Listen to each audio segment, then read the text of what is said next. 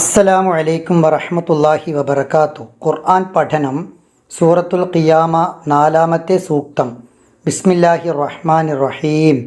ബല അതെ ഖാദിരീന കഴിവുറ്റവനാണ്, അല അന്നുസവിയ കൃത്യമായി നിർമ്മിക്കാൻ ബനാന അവൻ്റെ വിരൽത്തുമ്പുകൾ.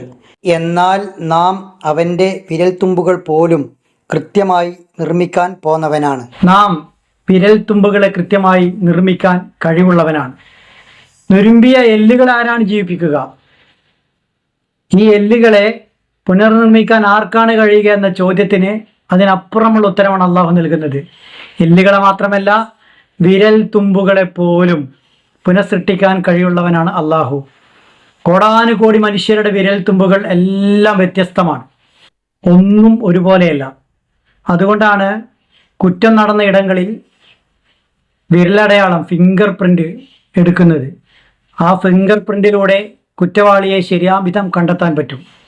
ഒരിക്കലും ഒരു ശസ്ത്രക്രിയയിലൂടെയും ഒരു നിലക്കും മാറ്റാൻ പറ്റാത്ത മനുഷ്യൻ്റെ അതിശക്തമായ ഐഡൻറ്റിറ്റിയാണ് ഈ ഫിംഗർ പ്രിൻ്റ്. നമ്മുടെ വിരലുകൾ ശ്രദ്ധിക്കൂ, എല്ലാം ഏറെക്കുറെ ഒരേപോലെ സാമ്യമായാണ് തോന്നുക.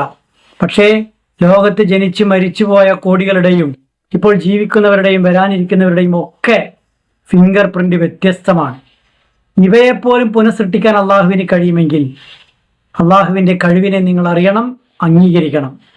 അങ്ങനെ ഒരു പുനഃസൃഷ്ടിപ്പിൻ്റെ ലോകത്തെ നിങ്ങൾ മനസ്സിലാക്കണം, അത് ഉൾക്കൊള്ളണം. അതിനുവേണ്ടി ഈ ലോകത്തെ ചിട്ടപ്പെടുത്തണം, കെട്ടിപ്പടുക്കണം.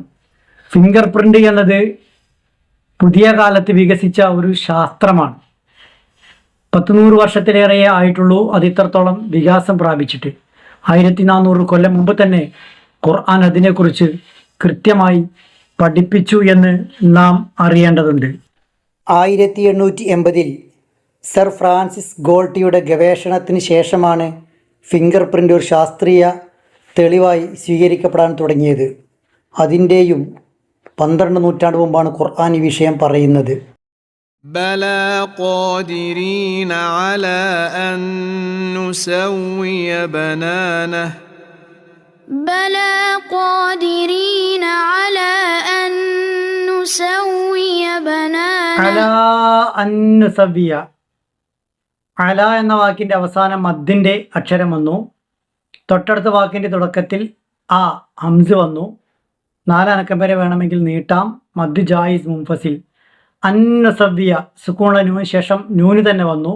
കൂട്ടിച്ചേർത്ത് മണിച്ചു ഓതുക. ഇദ്ഗാം ബിഗുന്ന. അല്ലാഹു സുബ്ഹാനഹു വ തആല വിശുദ്ധ വേദഗ്രന്ഥത്തെ ആഴത്തിൽ പഠിക്കാനും അത് ഉൾക്കൊള്ളാനും പ്രചരിപ്പിക്കാനും നമ്മയെല്ലാം അനുഗ്രഹിക്കുമാറാവട്ടെ.